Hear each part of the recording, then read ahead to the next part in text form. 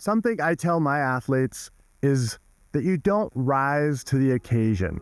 You fall to a level of your preparation. It's about reps.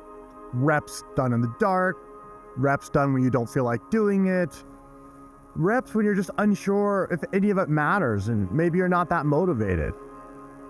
What happens if someone takes that same work ethic that we apply to training for mountain sports and applies it to the world of high-stakes leadership? Our guest today is Greg Penner, the chairman of the board of Walmart, one of the largest and most complex corporations in the world. He's also the CEO of the Denver Broncos, and he's an uphill athlete. Greg has raced triathlons, he's climbed Mount Everest, he's been turned back from the summit of Denali, and he's someone I've shared miles with on skis and snow and climbing ice. Most of us will never sit where Greg sits, but that's exactly why I wanted to talk to him. When someone is able to navigate risk and pressure and performance at that level and has shaped themselves in the world of endurance sport, we have to ask, what are they carrying back from their training and racing and climbing that helps them in those situations? What did they know that we can learn from? Greg is balancing culture, legacy, and change on a global scale. And he's doing it with the same mindset that we talk about at Uphill Athlete every day. Staying consistent, getting the right people on the rope, learning from our mistakes, and making every action count. In this episode of Voice of the Mountains, Greg and I are going to explore training, racing, and climbing, and how they have shaped Greg's decision-making processes. I am going to ask him what it's like to lead when the stakes are very, very, very high, and why do the small choices that we make along the way, the reps done, become so important. Whether you're running a company or training for your next summit, or just trying to live with purpose in your own life, the mountains are always asking the same questions. Have you done the reps? Have you done the preparation? So let's get started.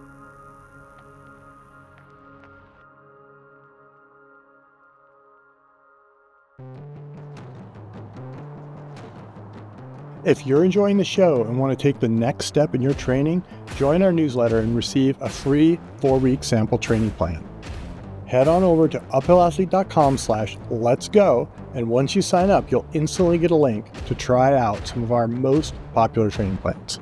It's a great way to get a feel for how we train our athletes for big mountain goals.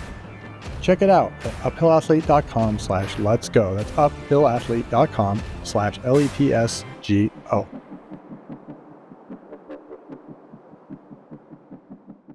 Welcome to the podcast, Greg. It's so great to see you and to have you here. Thanks, Steve. Great to be on and have a chance to visit with you. Yeah, it's been a minute since I last saw you. I believe the last time we saw each other was ski touring in Aspen, skiing up. Yep. I think it was Highlands up to the bowl. Up to the bowl. That's right. It was a beautiful, clear, cold morning. I loved that morning. Yep. It was really nice. And we were joined by a friend of yours and someone who I know just sort of more because he's a legend than anything. You want to introduce our mutual friend a little bit? Yeah, that'd be Neil Beidelman. He was actually on the 1996 Everest climb, and I got to know Neil probably 15 years ago now, just through a mutual friend. Started skiing together, biking together, and then eventually ended up doing a lot of climbing together. And we've had a lot of fun, a lot of big adventures. Neil's just a great guy and one of the absolute kind of original legends of the mountain space, especially in Colorado. You know, he was running hard rock back before ultra running was even a thing. And of course, climbing and guiding on Everest at the dawn of that era. Has so many great stories. And he is a genuine rocket scientist, right? Like he is, yeah, yeah. No, he's got a booming business now, and spending a lot of time in Boulder with that, but still finding time to ski and bike and all that. So yeah, we still have a lot of fun in Aspen. Just a great guy. So I want to segue to 2018, and along with, I believe, Neil and some other friends, you were on Everest. You were climbing Mount Everest from the north side, from the Chinese side, and you and your whole team faced a critical moment up quite high when almost all of your oxygen regulators on your team, including yours, sort of spontaneously failed. And when I think about this and when I heard about this originally, which was almost in real time, turning back would have been a very logical choice. Anyone would have been like, yeah, okay, their regulators all failed. Of course they went down. That's a perfect reason to turn around from high on Everest. But you guys paused and regroup and you found a different way forward. Can you briefly tell that story for our listeners? Yeah. So, not all of the regulators failed, but basically about half of the active regulators failed, and then we had gone through our backup. So, we were at about 28,200 feet, so we could see the summit. The sun was coming up. Everything had been going great up to that point. So then we had to huddle and decide: do we make a push for the summit at that point, knowing we had no backups? And it was and it's hard, as at that kind of elevation with oxygen masks on and everything, to actually have a decent conversation. But we made the decision to actually abort and go down. And so, and then once we decided to go down, we wanted to move down quickly, given we didn't have backup oxygen. So we quickly made our way back down to Camp 2, kind of regroup there, and then went all the way back to advanced base camp. And then had made the decision then that we were done. We had obviously staged oxygen and other supplies for the climb. We had used those on the first summit attempt. And so we had made the decision we were not going to try again. Went to sleep thinking that was our decision. And when we woke up the next morning, we kind of sitting around breakfast, and I think it was Jim maybe said, are we sure there's no way we couldn't do this again, give it another try? And we just kind of started brainstorming and came up with an Indian team had to abort their climb, and they'd left a bunch of oxygen canisters up high. And so we just kind of regrouped and said, you know what, we're fully acclimated. Let's see if we can, in about 36 hours, if the weather's still good, let's give it a hard push. And we did that climb. Then the next time, we skipped the first camp, just spent half a night at the second camp, and summited from there. So it was a different protocol, and it ended up working out. So, you sit in some very interesting worlds and have some very interesting perspectives where you're either the CEO or on boards of some of the world's largest companies, and you're out there doing these things like going ski touring and climbing Everest. When you think about that experience, are there are there other times in your business life or in your personal life, perhaps, where this experience you have in the mountains with risk and with working through problems in the way that you just described has come to play? And could you tell us a similar story from that another part of your life in that way? Yeah, it's interesting. I mean, I'd say it actually goes both ways. So I would, in processing a decision like that and thinking about it, it's a lot of the same um, skills and learned practices that you have in business when you're facing a big decision. And usually those big decisions would be things around, a big acquisition or a significant hire or firing that you're needing to make, or how you approach a strategic partnership. Where you have a lot of options. Sometimes those are made in situations like this, where you have a very short, acute period of time to make a decision. Sometimes it's longer duration. But I find a lot of the skills are the same, which is, for me, making those types of decisions, whether it's in business or on the mountain, it's trying to, you want to elicit different voices and different opinions that span a range of maybe the most risk averse to the most risk tolerant, in the mountains. And be able to assess, how, what are the things we need to be thinking about, and is this a tolerable risk? And just understanding that and whose voices you want to listen to and how you process that, and then being decisive is, I think, a really valuable skill, and it translates both in business and the mountains. I think one of the skills I would argue is the ability to recognize that you're in that space to begin with. And is there something like a intuition, or is it something you learn from being around other people doing it, kind of growing up as either a mountaineer or growing up as a business person, that you pick up that sixth sense for knowing when you need to sort of stop and be like, okay, I need to, as you said, assess like what's the most risk tolerant, what's the least risk tolerant, what are the voices, what are the inputs, what is the decision that needs to be made.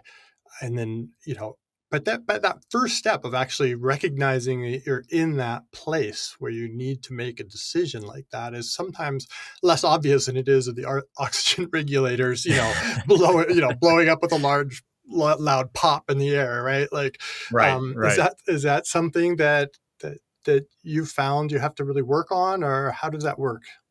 Yeah, it's interesting. I don't know that it's something you necessarily um, proactively work on, but I think the way you develop that sixth sense is through a lot of different experiences. And I've been a big believer. I've always had a full-time work schedule. I basically have three different things that I spend time on now between our investment firm, Walmart, and the Denver Broncos. Um, so that's always active. But then outside of that, I've always had an active, pursuit, whether it be the mountains or racing and triathlons or, whatever it might be. And I've just found diverse experiences where you're really pushing yourself to achieve at a high level, whether it's business, sports, the mountains. Those things, they're complementary because you learn and you see patterns, and all of them have different types of risk, but all of them have risks that you need to manage.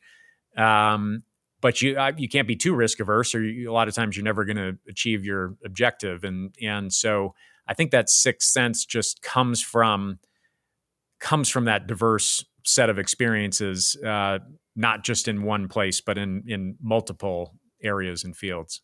Does that, as you go through life, do you find yourself seeing patterns that you're like, oh, I've seen this from that other perspective, from my perspective of being, chair of my investment fund or CEO of Walmart or CEO of the Denver Broncos, and I'm seeing it from a different angle today, but I've seen this before, but from there. Do you have those kinds of sort of real-time realizations?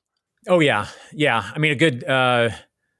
I'm not sure if it's applicable to the mountain, but a good one in business is, when you have someone and their performance isn't up to expectations, and you think you can get them there, and you give that a little bit of time and you keep letting it go, you think you can get them there. The answer is, like at that point, there's some kind of fit. There's some kind of fit that's not right. Either they're not suited for it, it's a role mismatch. There's something else going on, but that's with people, and people are the most important decision you're going to make in any of these areas, and so that's a pattern that now I just know. Okay, I've seen this before. This isn't going to work. Better to bite the bullet now, move on, do it in the right way, respectful and clear and decisive, and move forward. Mm. Well, I think this is actually a topic I wanted to get into with you, because I think there is a lot of overlap, because people, as you say, are so critical to both business and to being in the mountains, right? We just had a little side chat as we were warming up about like the different people we respectively enjoy being in the mountains with. And you've met and climbed and skied with my good friend Vince Anderson, and Yep. we met through mutual friends. And there's this famous Jim Collins quote. Jim Collins, of course, being the professor at the Stanford School of Business and the author of the famous book Good to Great, and also happens to be a really good rock climber. And one of the things that he always talks about, and he talks about in Good to Great, is to get the wrong people off the bus and the right people on the bus. This very sort of folksy sounding bit of wisdom that is so incredibly right in both the mountains and in terms of building businesses. And I see climbers and skiers struggle with this all the time. And they'll put it in the lens of like, yeah, I haven't found the right partner for this. And, I mean, it's the same topic, right?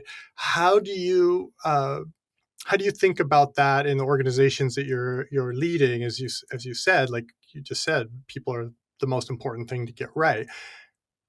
How do you learn to do that?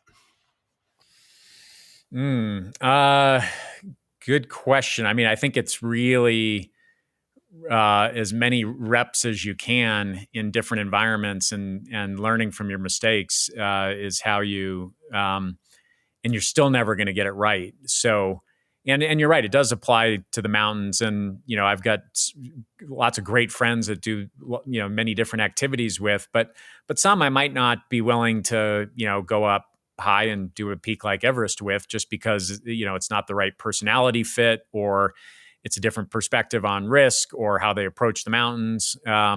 Same thing in business. They're going to be folks, they might be really smart, but their values don't line up with you, or and sussing out what really matters, and how someone can be successful. Because people they want success in when they're taking things on. So trying to I always approach interviewing and talking to people with a more of a partnership of, let's figure out if this is right for both of us. So you should be interviewing me, I'm interviewing you. We're trying to learn, how is this going to be a balance, and where you can be really successful in a role. But again, I think the most important thing is just a number of reps, and then acknowledging mistakes, and thinking about what you could do different, or approach it in a different way go forward.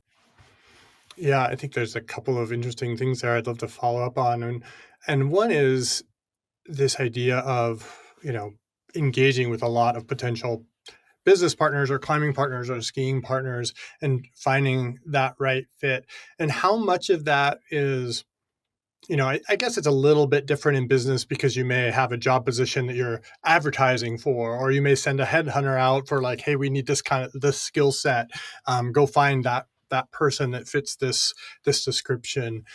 But in climbing, for example, it may not be terribly different, right? Like if I think about the partners that I needed at certain times in my climbing career, they had a certain skill set, they fit a certain profile, they needed to be probably a certain gender, probably a certain age, probably a certain amount of experience, a certain level of fitness, a certain kind of this demeanor.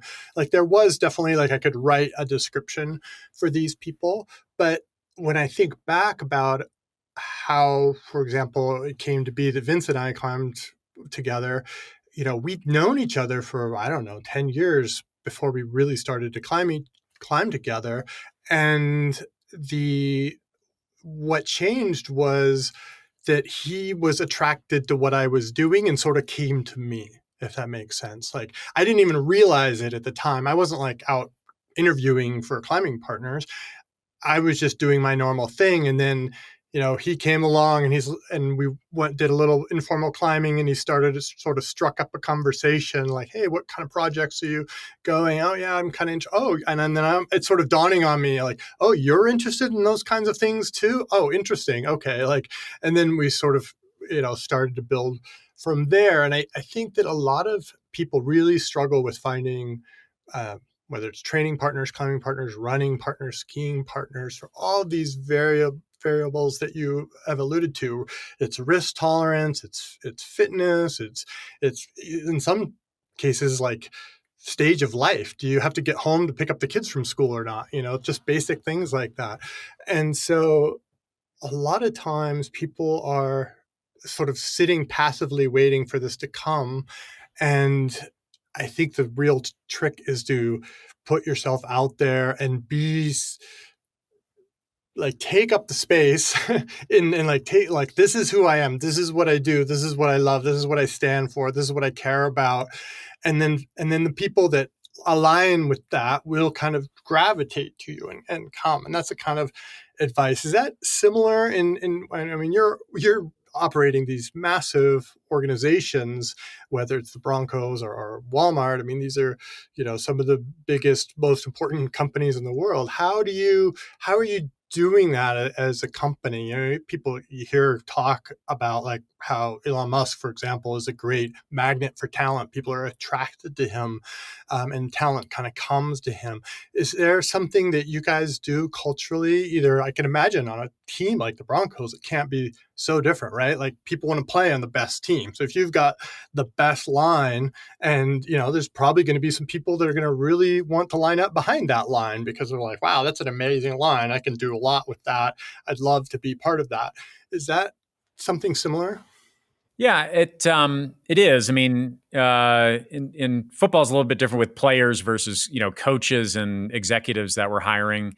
There's a natural draw to culture here and the football team and what we're doing and position in the community and all that. But more broadly, with trying to hire, I mean, I'll use search firms, but I prefer to find people through my network. I'll always try that first. Same way that I found Vince, because we were looking for someone. We wanted to try and climb the Cassine route on Denali, and I had some technical ice climbing experience, but not a ton. And my partners Neil and Jim Morrison had more experience, and so.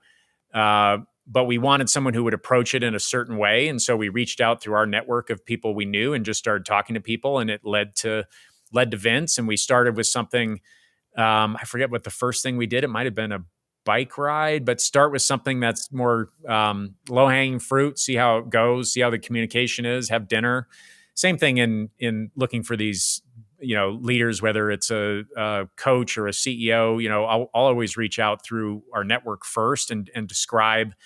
I'll have a sense for who would know the people we're looking for and have a good understanding of our values at these different organizations and how we operate and who might be a fit. And I'd rather do that first rather than through a third party that really doesn't understand us as deeply. And usually can find people through that kind of networking. And I'll use search firms, for some things, but usually it's through people where there's mutual trust and prior experience. Mm-hmm. And on the opposite end of that, like ending a relationship that isn't fruitful or isn't going to go well, that's another area where I think that in the climbing and skiing world, people could use a little more confidence and a little more proactive thinking. And I have to say, as like just a small business owner, it's like firing people's one of the first few times I had to do it, it was incredibly hard. I think once you've done it a few times, you come to the realization, and you alluded to this a moment ago, like, hey, this is better for everyone. Like, it's going to be really uncomfortable for a short amount of time, but ultimately you're going to be happier. I'm going to be happier. Let's just bite the bullet and get this and move through this process. But initially that there's a huge like kind of emotional hurdle to overcome there. Do you have any like, I don't know, do you have any experiences that would help people in that area? I think it's what you referenced. The main thing is understanding if it's not working for you, likely it's not working for them either. And whether they outright, whether they really acknowledge that or not, they will come to appreciate that. And people want to be happy and successful and productive in life. And so once it becomes more of a conversation around this isn't something that's working for anyone, let's figure out a graceful way to exit. And yes, that first conversation's hard, but I always find it's best just to, once just do it as quickly as you can and be open and direct and move forward. So I like to talk a lot on this part of the podcast about how I see adventure and just working on your fitness, working on yourself, having even small sort of goals, and uh, being in process. on myself, and this is something when you and I talked about a month ago about doing this podcast, and you described to me sort of how you came into, essentially fitness and endurance sports. You want to tell us a little bit about how you came into climbing mountains? Yeah. So the quick version is I was living and working in Japan. This was when I was in my early 30s. Had wasn't doing any exercise, working all the time, put on a bunch of weight, came back, needed to do something. A friend of mine was racing in triathlons. He said, "Oh, you should try this." I'd been a swimmer, water polo player in high school, and had done some mountain biking. So I trained for a few months and lost a bunch of weight and did a race, and that was in 2005, and ended up loving the training and the racing aspect of it, and raced for about 10 years. And that was again, had a lot of fun with it. It was really, really satisfying. Started to get a little bored of the training at the end, the long solo bike rides. And I got to the point where to get faster, I really needed to be training by myself. So my training was really specific, and that got a little old. And so there was an overlap period of time where, spending a lot of time in Aspen, I'd started climbing things around Aspen, like Maroon and Capitol and all that with Neil, and doing some rock climbing. And so from that, we sort of the back half of that 10 years of racing, we started, first and I'd done some rock climbing as a kid, but first did a climb with our kids up Kilimanjaro, then, set the next objective, which was Ama de Blanc, and did that in 2013. And that was the first really big peak that I had done. And then I was hooked. And I was hooked by the climbs themselves, but it was more, I'm a huge believer in, you've got to, whatever you're focused on, you have to love the process. And so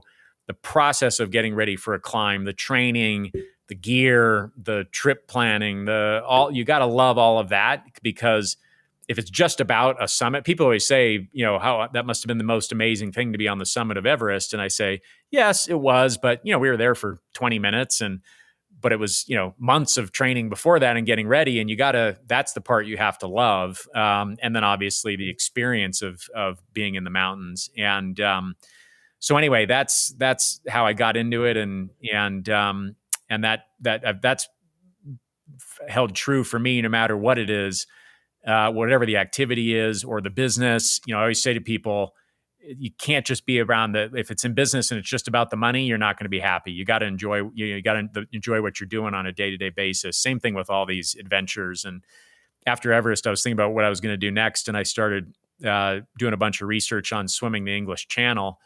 And I looked at what it was going to take, and it was basically a lot of solo swims in northern climates in dark water by myself.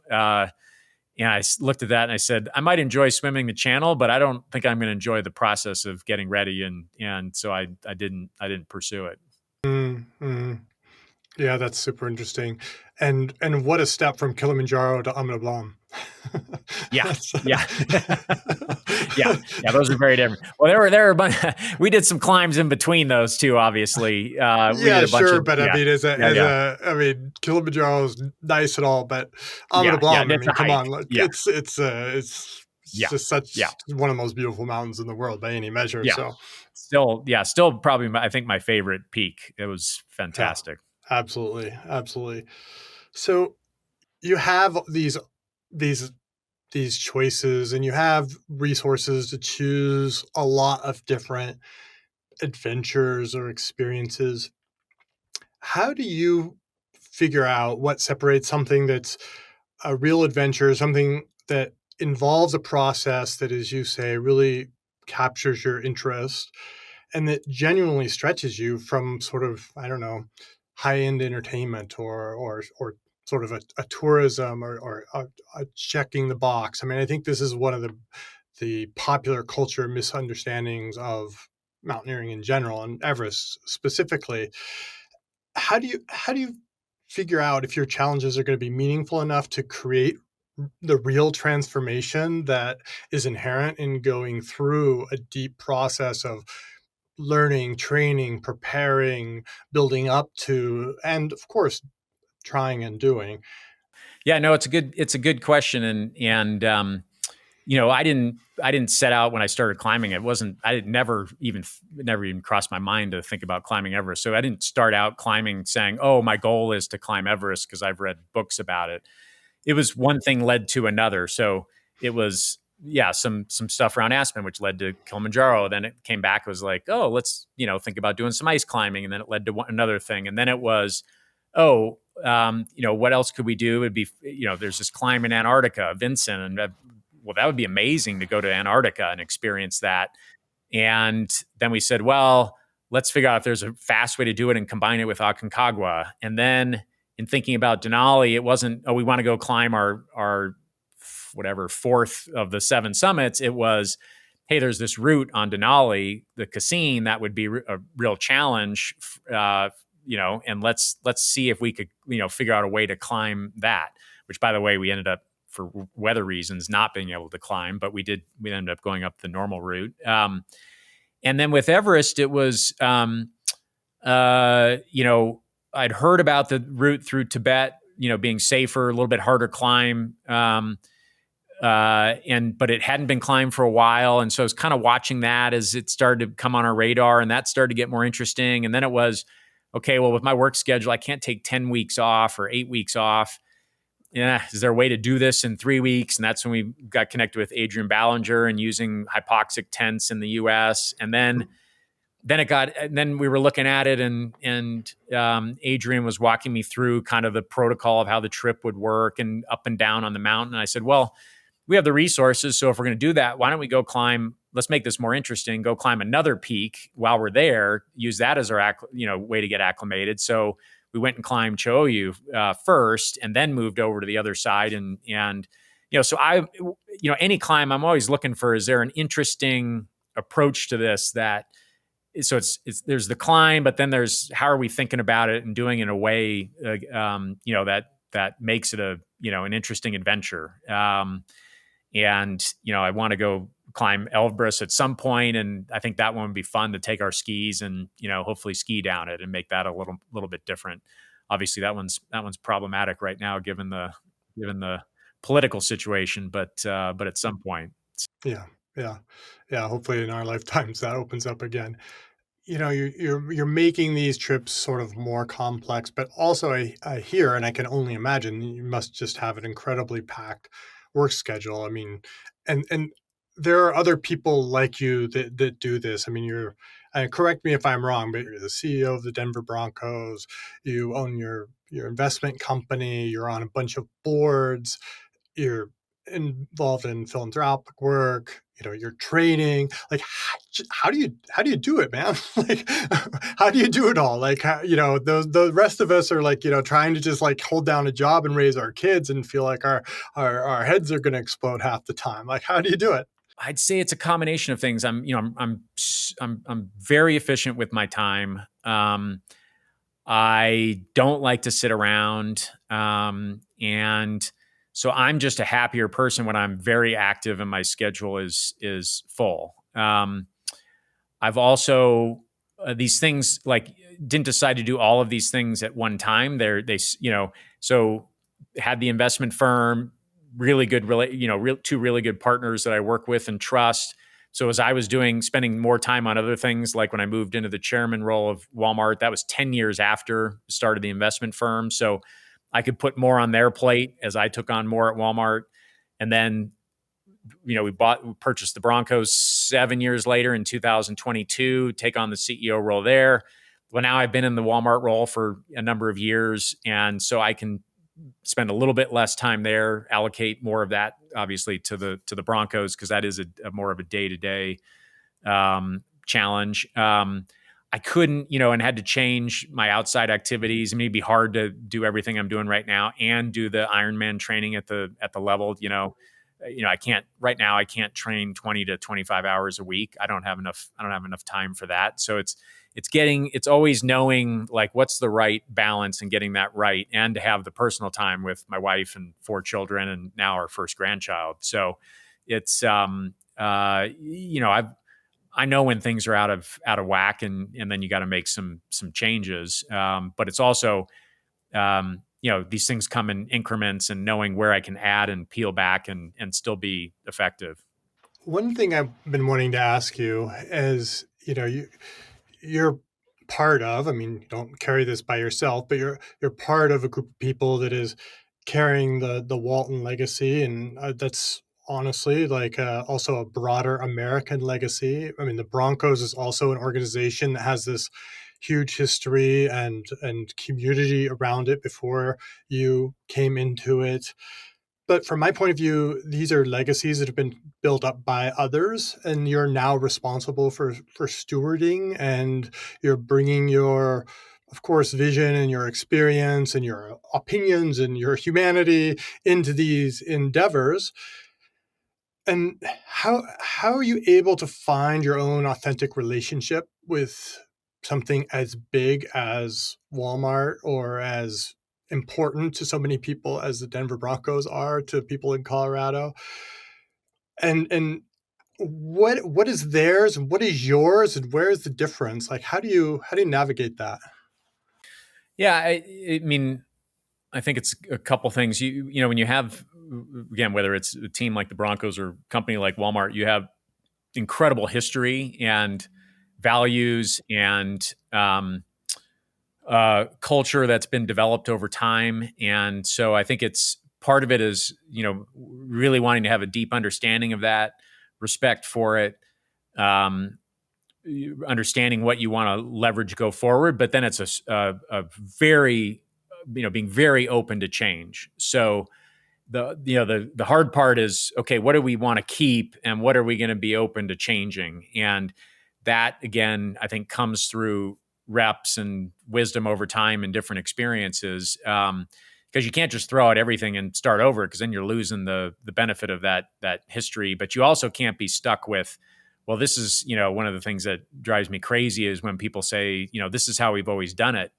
And it's like, well, that is the worst reason to keep doing it. Like, you might want to keep doing it, but not because of that. And Right. so so very similar in that regard, which is you really want to. The first step is understanding. So anytime come into something like with Walmart is a little different because my wife and I got married in 1995. My first job with the company was actually before that, but I didn't.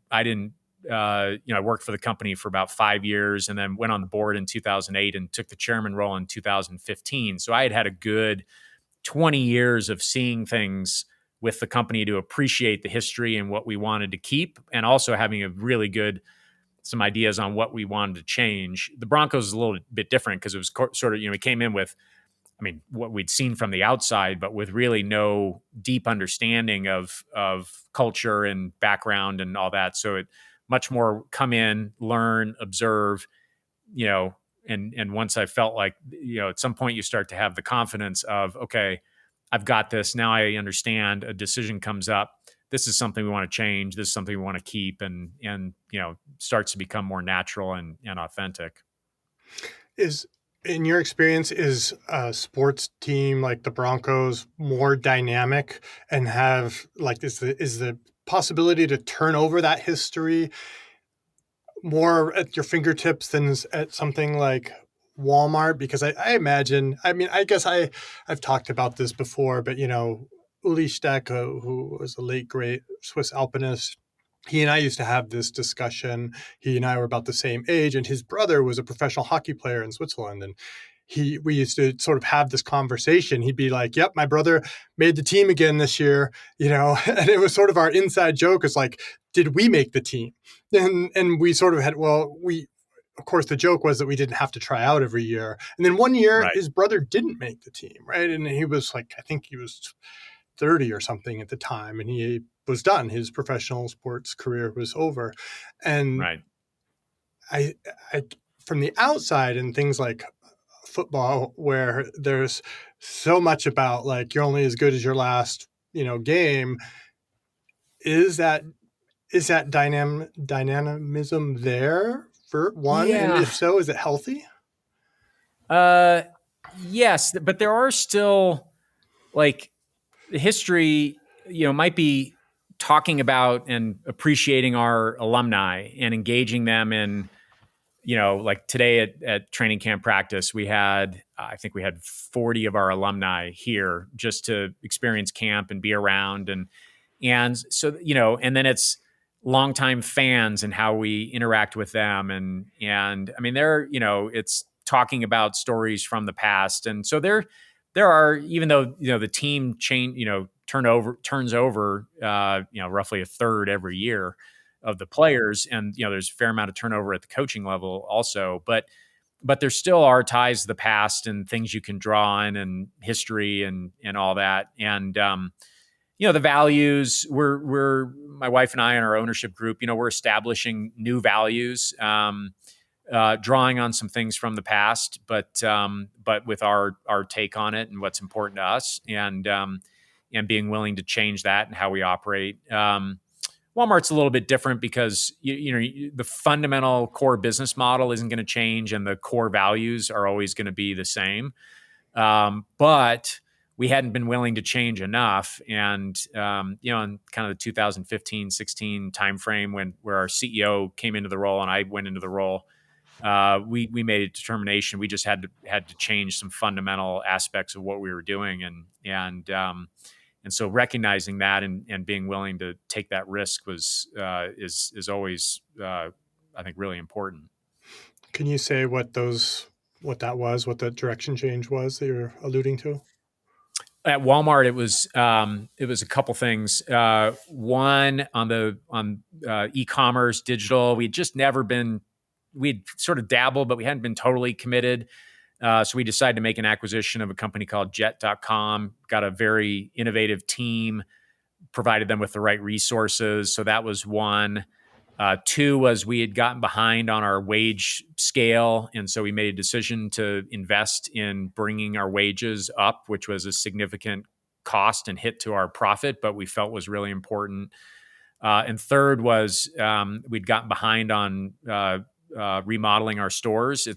It's not the sexiest thing, but if you you should touch a store usually every 7 years, and if you can put it off to 8, sometimes 9, but if you keep doing that, it just gets a little old, and it's hard to catch up. And so we had to bite the bullet and make big investments in remodeling our stores, which was over about a 5-year period to catch up. So it was a number of things that initially took our profits down, but we felt like were necessary to get us back on a higher growth trajectory and better results long term. Now, like it's 2025, that was roughly 10 years ago. Looking back at those, were you right? Were you wrong? Were there misses, hits? We were right about all three at the highest level. There were still misses with each, especially on the digital side. Like you're going to, anytime you're trying to start a new business like that, you're going to have fits and starts where you invest in certain things and then you course correct and move a little bit. But the core premise was right, which was we were not nearly aggressive enough, and we needed to get the right talent in. We needed to give them resources, and we had to be much more aggressive. And so the core premise on all three were turned out to be correct. And right now the business, has been doing really well for several years now. Yeah. I mean, just from what I follow, I think that I knew that those were the answers. So it was, and I mean, this is, you're a big company. Everybody talks about what Walmart is doing on the higher level, and you often watch. So it's super interesting to get a little real life insight into that, and not just read it in the journal or whatever. One of the things that I want to shift to is talking about comfort zones and stretching our comfort zones. I've often heard it say that comfort zones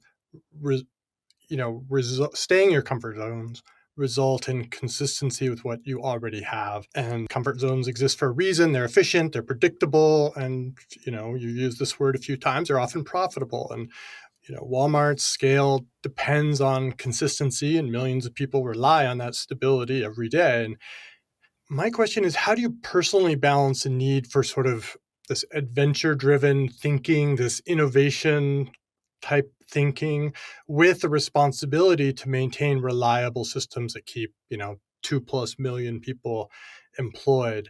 And also, just culturally, I want to understand, I'm seeing things like, Jeff Bezos going to space and Elon Musk aiming for Mars, or climbers like yourself climbing Everest. And these experiences are out of reach for most people. I mean, for sure, going to space and, and going to Mars is out of reach. So, how should we, as a culture and as a society, view these achievements? How should we think about them? Should we be inspired by them? Did they distort somehow our sense of what's important or what matters? Or are they just simply kind of expressions of a fundamental human truth that we're never quite satisfied, that we always are curious to do something more, do something bigger, go a little further? Is that just inherent to the human condition? How, how should we, how do we process this? How do we look at it? Yeah. Well, I mean, I can't speak to Bezos and Musk and what's worked for them. I mean, for me, we kind of started out talking about this. For me, it's always been having something where I'm pushing my comfort zone and figuring out the right people to do that with, so it's safe and fun, and finding where the limits are. And I mean, I think anybody, no matter what your resources are, can find ways to do that. Yeah. And I mean, could just be with a pair of running shoes and seeing, oh, I've never run a marathon, so I want to, I could buy $150 pair of running shoes and see if I can challenge myself to run a marathon, and what would that take? And you can go on a free AI and say, come up with a training plan for me, and go out the door and give it a try. So I think to me, that's the spice of life. That's what keeps things interesting. That's what motivates me, keeps me engaged. I think that translates a lot of those things, whether it's been, again, in the mountains or racing, those translate into business, which is, really pushing the comfort zone, knowing there are some things you have to get, if you're climbing and you're up at high altitude, there's some things you got to get right that you can't, there's no cutting corners. Same things in a store, like the cash registers have to work. Our point of sale systems have to work. You have to be able to go in and check people out. But that doesn't mean you can't experiment with X, Y, and Z and try and do things. You might have an area over here that's selfless, self checkout and all digital, and you don't scan anything. But you might still want to have your registers where you can pay cash and as a backup. And so finding ways to stretch your comfort zone that are safe and allow you to kind of recognize what's possible, to me is again, whether it's in business or hobbies or what have you, is what makes things interesting and allows you to push. Yeah. And I appreciate that you call this example out with the marathon. I mean, it's one of the things that I love about mountain sports, for example, is, it is truly accessible to everyone to go to a trail and go for a trail run, or climbing gets a little more expensive, skiing even more so perhaps, but I think that there's a lot of accessibility in the great outdoors. When I retired from professional climbing in 2020, and it was kind of at the end of COVID. It was shortly after the Me Too and the Black Lives Matters movements, and all of these were sort of wake up calls for me personally that had helped me see how much privilege I had benefited from, privilege that I had not really been, frankly, aware of, and I certainly had not acknowledged. And maybe naively, this is another discussion, I had made a choice to step aside, hoping it would create space for others who hadn't had all the advantages that I had had, to step into that those roles and get some of that financial reward. If I think about whether it's climbing a mountain or running a trail race, you know how do I think about privilege, and how do I think about, how do we move more? Like, I think we all, I mean, this is presumptuous of me, but I think we all sort of idealize the idea of a meritocracy where people can rise up according to their pull themselves up by their bootstraps and work hard and and create something amazing and have grit and intelligence and put all that into a hopper and mix it up and come out with a good life. And to me, in a sense, that's like the greatest test of, I don't know, a human is like, can you create a great life for yourself with all of the things at your disposal, the infinite number of, near infinite number of tools we have today.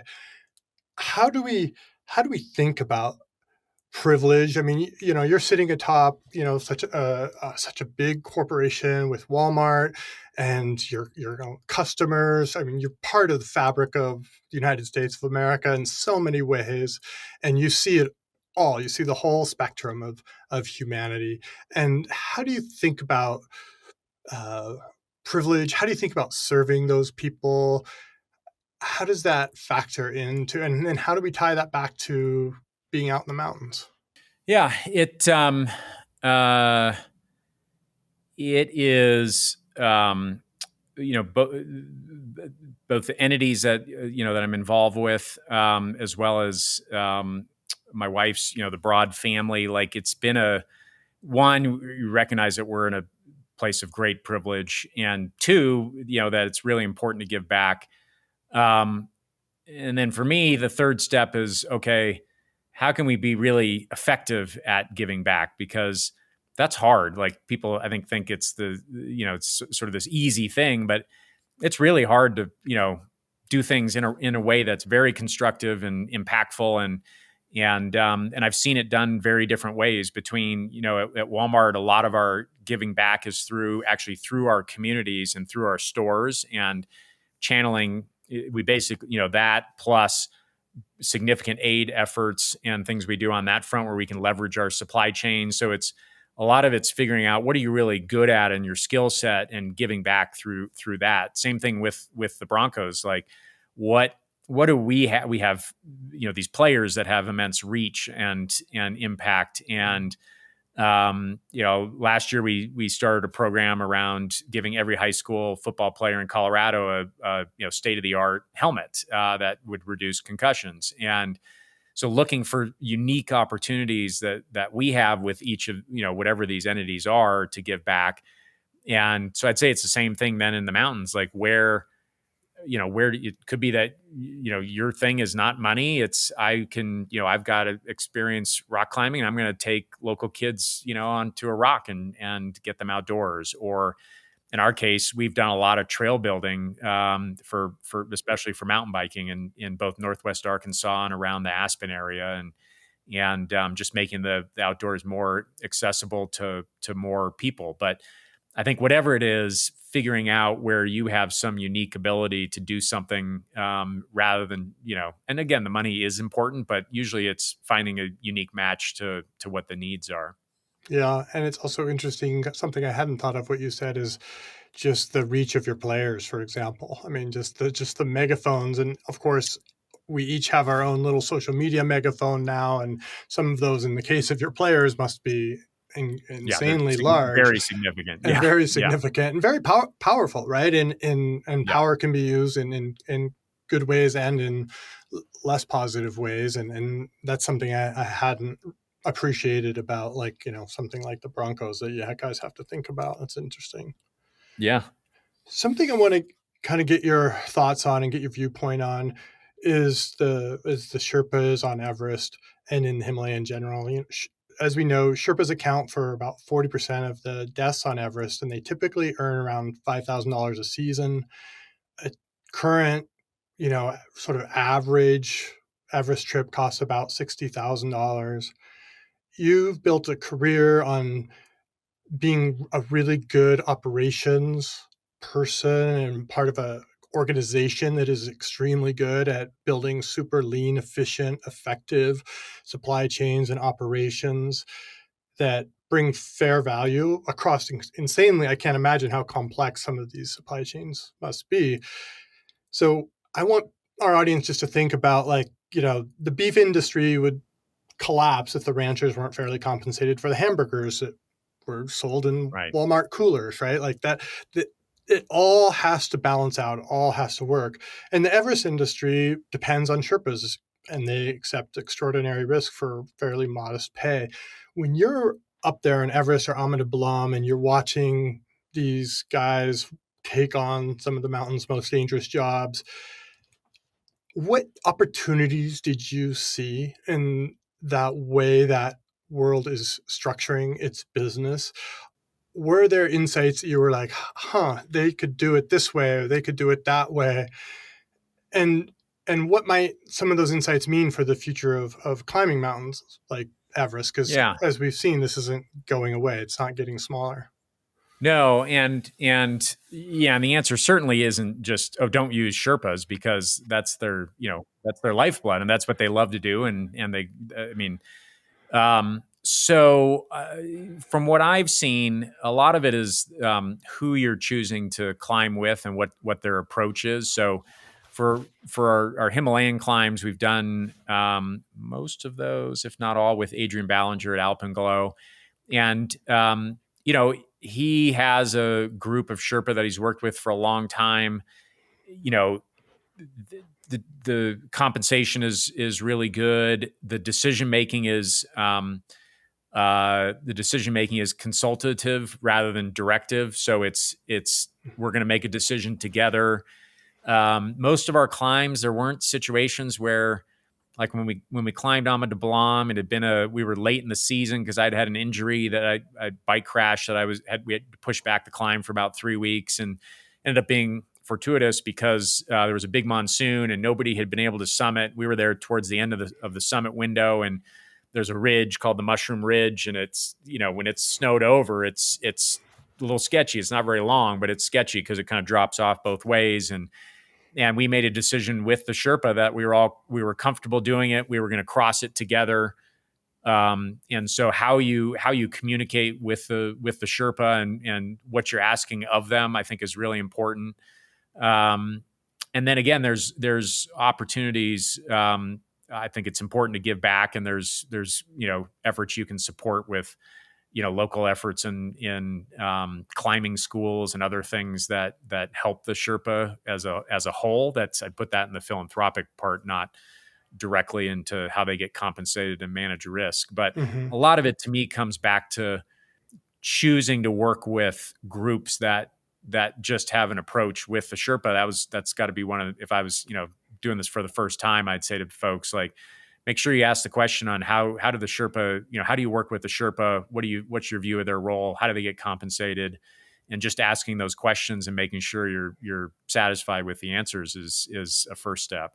Yeah, that makes sense, because you're putting your that's what I was after. Like, the Greg Penner business mind looks at this little simplified world of climbing Everest and Amanda Blom, and you're saying that guys like Adrian, and we both know Adrian, he's a really great people person, I think you can say. And so I could imagine him having have had taken the time and put in the energy to develop the relationships, because he deeply cares about people. Like, that's just in his Yeah. nature. And so that would create a situation with that kind of alignment. Is there a decision, whether it could be on a mountain or in a boardroom, where you feel that you got it wrong, that you could tell us about? Ooh. I wouldn't say there's anything in the mountains yet where I felt like I got it wrong. At least in the big mountains, it's interesting. I'm sure you've experienced this. Sometimes the worst decisions you make are the times where you feel like you're in a lower risk environment, given all the things that you've done. And then all of a sudden you realize, oh, we're at the top of the bowl and it's -10 and the wind's howling and I didn't bring enough layers up and I can't feel my fingers, Whereas when you're on Everest or Ama or something, you're so focused on the risks, like you'd never make a bad decision up there. So no, I can't say in the mountains. In business, a lot of it's it often comes down to a bad decision on a hire and then not addressing it quickly enough. And those are the most painful, because if it's a business decision on an acquisition or hey, we decided to try this and that didn't work, like you course correct and you move on. But people decisions they multiply, because if you make a bad, especially if you're hiring, senior leader, you make a bad decision, then they hire their hires aren't as good. And now you've got this culture problem. Then you have to address it. That causes, disruption. Like that's what in any of these environments, I always think of those as by far the most important decision I'm making, or who are the, whether it's the head coach or the CEO or, those are the most important decisions I'll ever make. And I'd say in the mountains too, right? Like who we're in the mountains with is say a similar thing. Like, you're so-and-so invites their friend, hey, can my friend come on this tour? And, so it can spiral in the same ways. And I've got an embarrassing number of stories, Greg, where have been out in the backyard mountains and just had complete epics because I was just like, yeah. Don't you know who I am? Like I've done some stuff. Yeah. So all of a sudden you can't feel your fingers, and you're an hour from home, and your phone doesn't work, and it's dark. Oh yeah, and, that's that hubris is a bitch. Yeah. After all the the triathlons, the mountains you've climbed and are still climbing, and all the things, from congratulations on your grandchild, by the way, first grandchild. That's exciting. What does ambition mean to you at this point? Is it ambition? I mean, I wouldn't say I do things because of ambition. I think I do things because of, like intellectual curiosity, a challenge, new experience. And if that's ambition, then it is. But I don't do it because I'm ambitious, or and I think ambition might go away at some point. You feel satisfied, but those other things I talked about, like those are things that I'll have till the day I keel over. Like those things aren't going away. So I'm always going to be trying new things and pushing and testing the limits, and it'll just be in it'll be in different things, or can be the same. So one of the things that I think business and mountain sports have in common is, and I'm going to dunk on competitive sports a little bit, but I think that competitive sports, particularly mainstream competitive sports, I think miss the ball here, or no analogy or pun intended, but these mountain sports and in business, they're infinite games. There's, like you alluded to, like, you may make a quote unquote mistake in business, but you're always course correcting. You're always trying something new. Something's always working. Something's always not working anymore. And it's just like, it's a never ending web of things that you're trying to weave together. And I think that mountain sports is quite similar. You're out there, you have many objectives. You want to be healthy, you want to be fit, you want to see the sunrise, you want to just get the feeling that you feel when you're standing on top of the peak at sunrise. Like any number of these things could be true on any given day. And it's not the sort of zero sum game. Like, did we win or lose?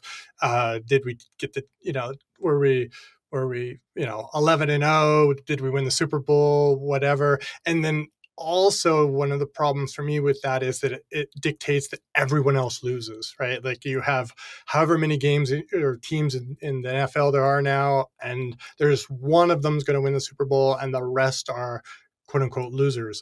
And I don't really see life like that. Like I really don't see that that's a valuable analogy for the rest of my experience of life. It's not just like, oh, I won today and I lost yesterday. It's that every day is a different puzzle, and I'm always learning and always probing and always experiencing something different.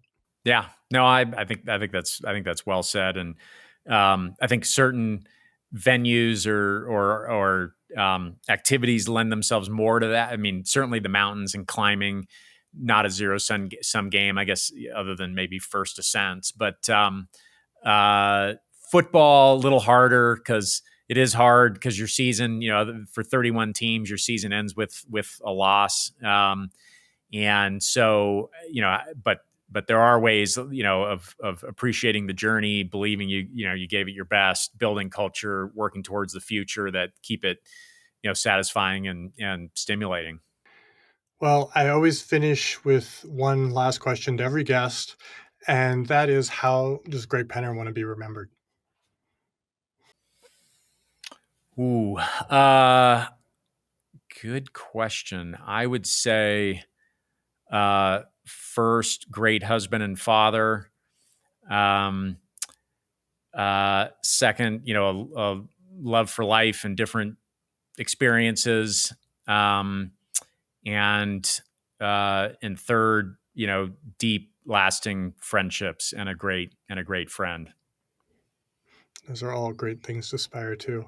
Thank you very much for your time today, Greg. It's really been a fascinating window into your worlds. I have to say the plural because there is more than one, and I hope we get to see each other out on the skin track again here this winter or sometime soon. That'd be fun. Thank you, Steve. Appreciate it. Thanks, Greg.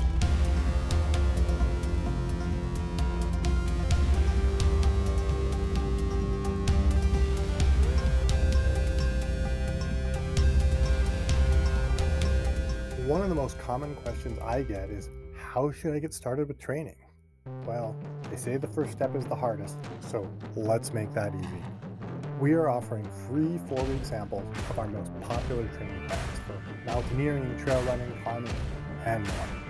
Go to uphillathlete.com/letsgo to sign up for our newsletter, and you will not only get monthly insights on training for uphill athletes, but you'll also get a sample training plan. It's totally free, so why wait? That's uphillathlete.com/letsgo.